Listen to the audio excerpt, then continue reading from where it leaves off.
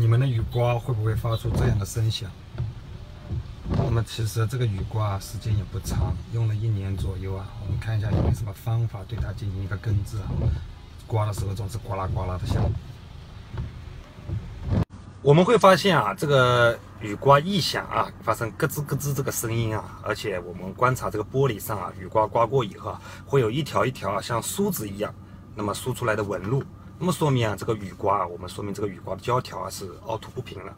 那我已经把这个雨刮，我车上的雨刮给拆下来。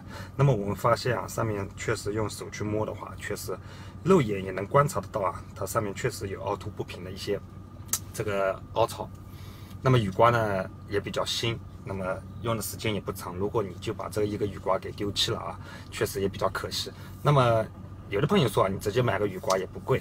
那么我们本着节俭的一个原则啊，去对待车上的每一个零部件，能够通过自己来修复啊，那么既节省了钱，那其次啊，自己还很有成就感。当然啊，修复的也比较简单。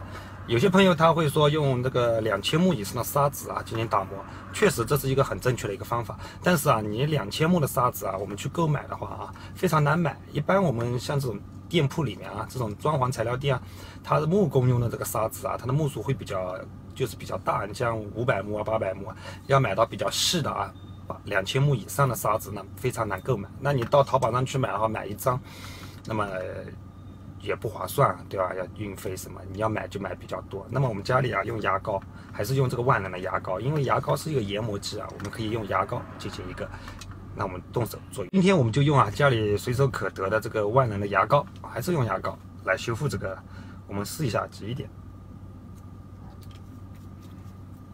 牙膏因为是研磨剂啊，我们涂在这个雨刮上，涂在这个雨刮胶条上。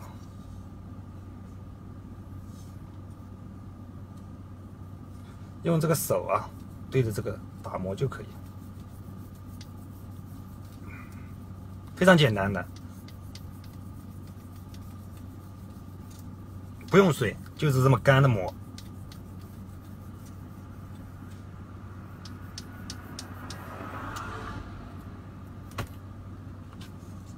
因为啊，用水啊，你会流的到处都是啊。其次，研磨的效果也不会很好。那我们就这么干磨。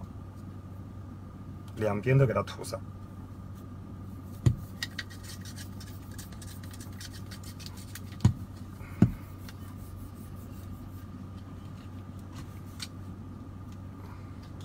当然这个看你这个划痕啊，这个雨刮在玻璃上这个效果，如果说啊是大面积的那种像梳子一样的，那你就要打磨的时间稍微长一点。那只是细小的，而且声音不是很响，像我之前那种咯吱咯吱声就比较响了，我要多打磨一会儿。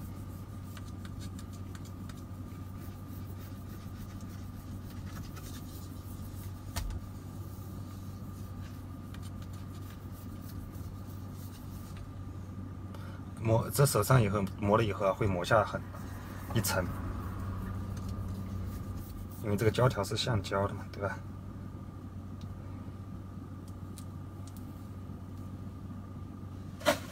好，我们现在装上去看一下效果。雨刮已经装上了啊，上面还有那个牙膏的痕迹，我们试一下。